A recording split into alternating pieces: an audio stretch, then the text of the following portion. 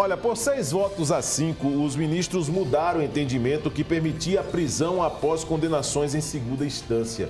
Nós vamos conversar agora com o advogado Tiago Mota e vai explicar o que é que muda com a decisão do STF sobre a prisão após o fim dos recursos.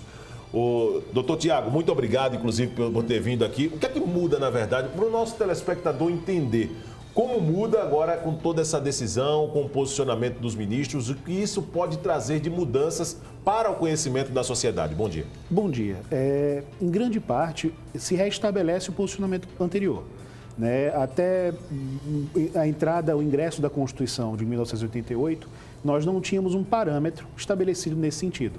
O que ocorre é que o artigo 5º, inciso 57 da Constituição, ele estabelece que ninguém será considerado culpado até o trânsito em julgado de sentença penal condenatória.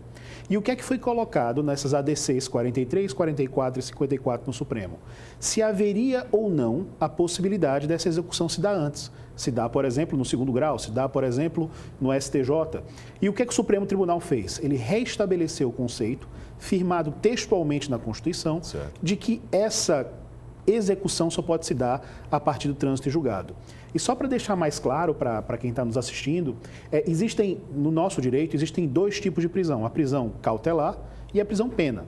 Essa prisão que foi discutida foi somente a prisão pena, que é aquela que é colocada a partir do pressuposto de que o indivíduo é culpado, de que o indivíduo foi condenado. Sim. Então, esse status de culpado, que é o que autoriza a pena, ele só é alcançado a partir do trânsito em julgado de sentença penal condenatória. No entanto, isso não impede que ele possa ser preso durante o inquérito, que ele possa ser preso durante o processo, que ele possa ser preso durante o recurso, desde que se utilize da prisão preventiva ou da prisão temporária, que são modalidades de prisões cautelares. Tendo como parâmetro, doutor Tiago, o caso do ex-presidente Luiz Inácio Lula da Silva, em que tipo de mudança esse posicionamento dos ministros se encaixa a partir de agora, daqui para frente, para que o nosso telespectador, que ainda não entendeu o motivo da liberdade do Lula, agora, nesse exato momento, com essas mudanças, por favor? O motivo da liberdade do Lula é que o Lula ele foi condenado em primeiro grau, ele recorreu ao Tribunal Regional Federal da 4ª Região e ele ainda se encontrava recorrendo. Então, tecnicamente, como não tinham sido esgotados todos os recursos que cabiam para o Lula, ele, teoricamente, em função do artigo 5º, inciso 57, ele não poderia ter sido preso. No entanto, houve uma modificação no posicionamento do Supremo, isso se deu no ano de 2016, com HC 126292, e a partir de então foi possível, temporariamente, essa possibilidade, certo? No entanto, o Supremo agora restabeleceu o conceito anterior. Certo. E todas aquelas pessoas, aproximadamente 4.800 pessoas do Brasil inteiro, que estavam presas em função da execução antes do trânsito em julgado. E não só o Lula. E não só o Lula. A decisão ela não foi dirigida ao Lula, mas obviamente que o beneficiou, que teve peso, obviamente teve um peso. E a partir disso, em cada um desses casos, o que é que o Supremo decidiu? Que cada um desses 4.800 casos seriam decididos se havia a necessidade cautelar, ou seja, se o indivíduo representava, por exemplo, um risco para a sociedade, um risco para o próprio processo, poderia ser mantida a prisão dele com a modalidade de prisão preventiva. Mas, nesse caso, haveria necessidade de pedido do Ministério Público e de decisão judicial. E isso sempre pôde. Foi sempre possível o decreto de prisão preventiva. E a decisão do Supremo Tribunal Federal, ela não interferiu nisso. Ela interferiu única e exclusivamente na chamada modalidade de prisão pena, que depende do status de culpado. Certo. Doutor Tiago, a respeito, eu não me recordo, claro, você como operador do direito sabe dessa ideia, por viver, respirar isso, mas não me recordo de tantas mudanças em manifestação, em artigos, em novas regras do STF, como tem sido agora esse posicionamento constante. Isso, para nós que não participamos diretamente desse processo, apenas acompanhamos as decisões, isso dá uma ideia de que passou da hora de termos mudanças, uma atualização nas regras, nas leis do nosso país. Como você enxerga isso diante de tantas mudanças e essa readaptação diante de fatos que estão ocorrendo no presente com o posicionamento do STF? Eu acho que a gente tem que tomar cuidado. É engraçado que o brasileiro ele desconfia do Congresso Nacional e, ao mesmo tempo, confia nele a possibilidade de alterações normativas tão importantes. Porque, lembrem, quando a gente mexe no processo penal, quando a gente mexe no direito penal, a gente está mexendo na gente. Sim. Todos nós podemos, eventualmente, um dia sermos clientes, né, digamos assim, do processo penal e do direito penal. E muita gente pensa, não, mas eu não cometo crimes. Mas isso não necessariamente é predominante ou determinante nesse sentido. Qualquer um pode ser acusado equivocadamente da prática de um ilícito penal. Então, a gente tem que se preocupar, não, e isso é uma posição muito particular, eu admito, não na mudança da lei, mas em conformar a lei com os grandes problemas que a gente está vivendo. Hoje, por exemplo, ontem, mais precisamente, o Congresso Nacional aprovou uma PEC no sentido de driblar essa decisão do Supremo Tribunal Federal. E a partir da PEC 199, está se tentando restabelecer esse mesmo posicionamento. Mais uma vez, eu acho, minha percepção, é que isso está sendo muito casuístico. Então, eu acho que a gente precisaria tirar determinadas autoridades políticas da decisão sobre a necessidade ou não disso e começar a respeitar, principalmente a Constituição, que ela não foi feita para o criminoso A ou para o criminoso B, mas principalmente para o cidadão que está todos os dias sendo colocado sob o alvitre de autoridades públicas. Sim. Né? E a gente precisa conhecer, ter previsibilidade, não tem nada mais difícil num processo democrático, num Estado democrático de direito, do que você não ter previsibilidade, não ter segurança das decisões jurídicas. Então, é muito ruim você imaginar, por exemplo, que se eu entrar com 10 ações, da mesma forma, com a mesma natureza, com o mesmo pedido, para 10 juízes diferentes, eu vou ter 10 decisões diferentes. E isso é extremamente complicado. Muita gente coloca aqui essas mudanças, e principalmente nesse caso específico do ex-presidente Lula, de que o processo é frágil. É errado, de que ninguém pode ser preso, de que todo mundo será solto. Isso é uma ideia ao extremo que se propaga, que se viraliza, doutor Tiago? Eu acredito que sim. Lógico que a gente, dentro dos limites de uma reportagem, não teria como analisar cada uma das provas ou cada um dos elementos de um processo desses, que são processos longos, são processos com uma série de eventos. Mas, acima de tudo, se é frágil ou não, o que importa é que o procedimento seja respeitado. O que importa é que uma decisão seja eventualmente tomada pelo juiz, que haja a possibilidade de recurso, que esse recurso seja mantido por outras autoridades, que haja essa possibilidade de revisão, porque é mais do que inerente ao cidadão que ele discorde eventualmente de uma decisão judicial. Então, eu estou sendo processado, estou sendo acusado de um determinado crime, fui condenado, é mais do que natural que eu recorra, de que eu tenha essa necessidade de ver a minha decisão revista. Então, dentro desse procedimento de revisão, é preciso que haja parcimônia, porque existem erros. Né? É totalmente possível, dada a falibilidade humana, que uma decisão judicial esteja errada. Então, volto a dizer, eu não estou aqui me referindo a nenhuma decisão especificamente, mas a necessidade de respeito aos processos democráticos, necessidade de respeito à Constituição, principalmente, de que a gente não esvazie ela de sentido. Porque, no final das contas, a gente acaba atacando um problema e criando inúmeros outros. É verdade, sem calcular as consequências. A PEC que está sendo, por exemplo, agora sendo aprovada, nesse caso, colocada para aprovação, ela pode trazer mudanças e até mesmo ferir detalhes, dados que existem na Constituição, doutor? Sim. Na realidade, ontem, na Comissão de Constituição e Justiça da Câmara, foram colocadas em julgamento 3 PECs, 3 projetos de emenda constitucional.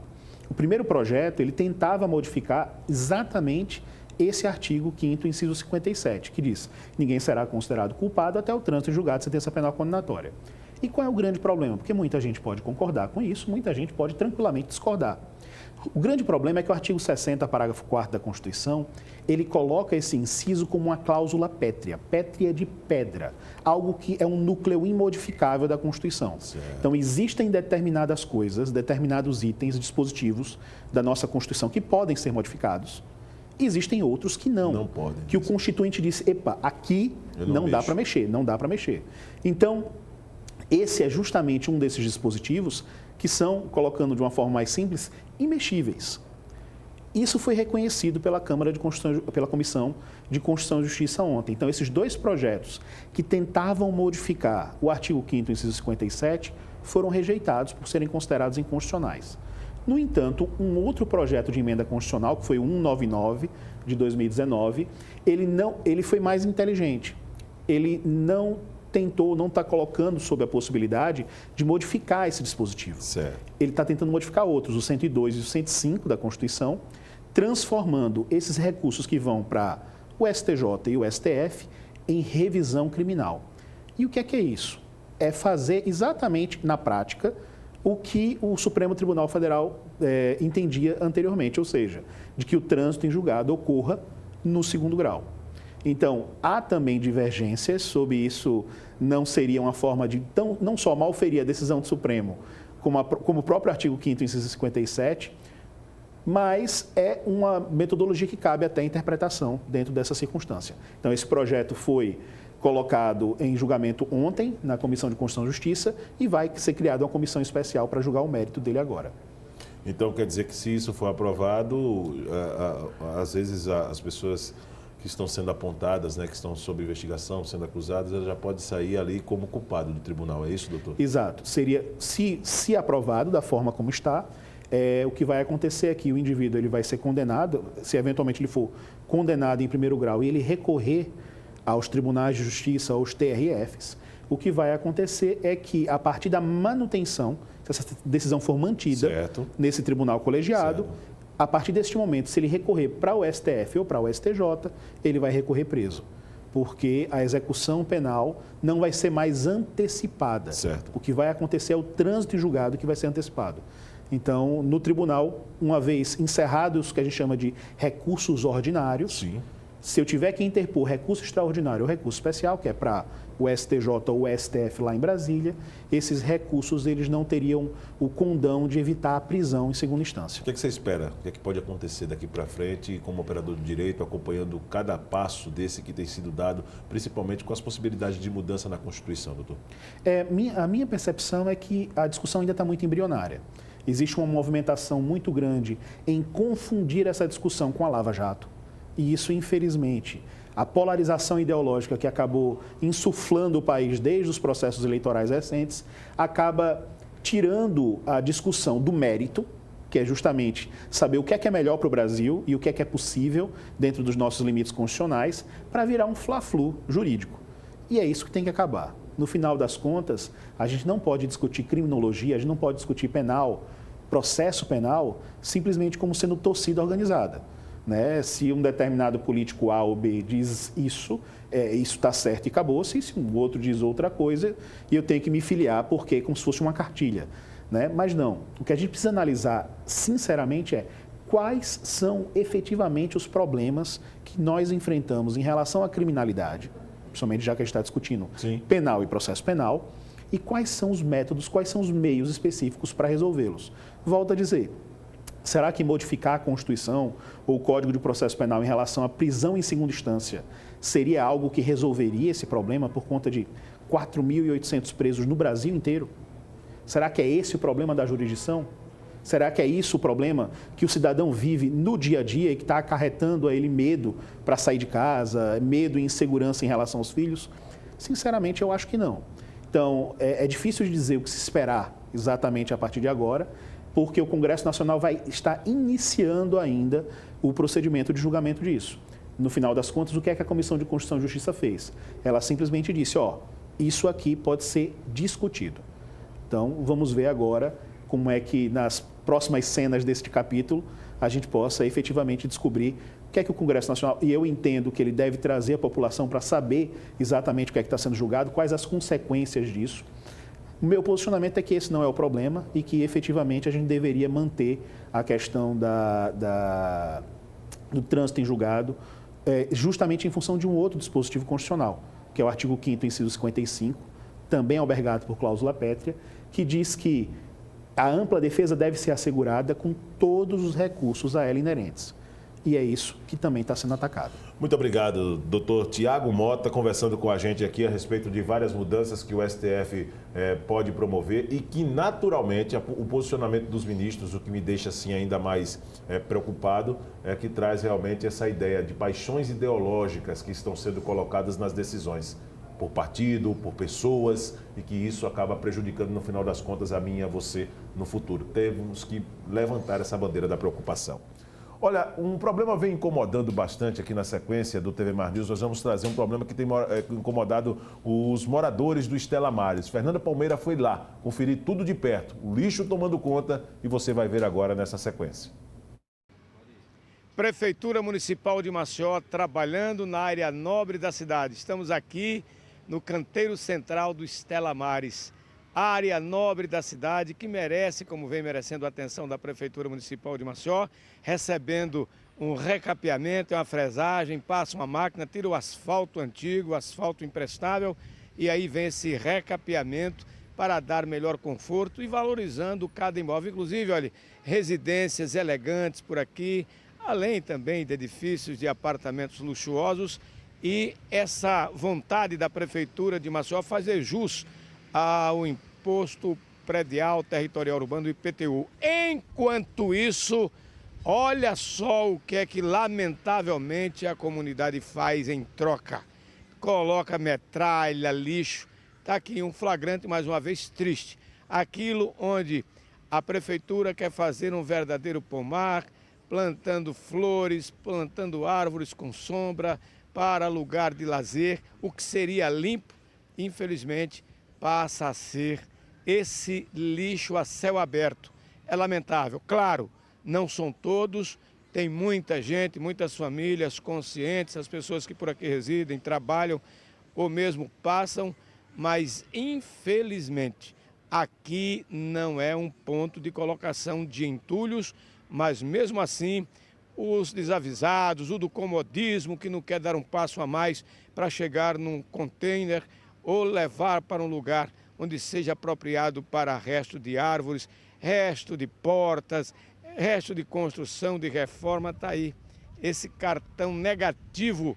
E nós estamos vivendo a época da cidade ficar totalmente tomada de visitantes, dos nossos turistas, que passam fatalmente por aqui. Logo próximo tem o Corredor Vera Arruda e, claro, os visitantes passam aqui por essa região. E a gente vem registrar com tristeza mais esse ato, primeiramente, de deseducação e de falta de consciência ambiental, de urbanismo da cidade, lamentavelmente. Então, o nosso protesto, aqueles que infelizmente vêm, trazem, ou mesmo se residem por aqui, evitem fazer esse tipo de atitude, porque depõe contra uma cidade que tem vocação para o turismo e que tem gente com consciência de educação ecológica para protestar, como nós estamos também protestando aqui sobre essa atitude. É o canteiro central do Stella Maris, é uma beleza, mas infelizmente tem esse ponto negativo, esse cartão de feiura e de depoimento daquilo que é deseducação ambiental e de civilização.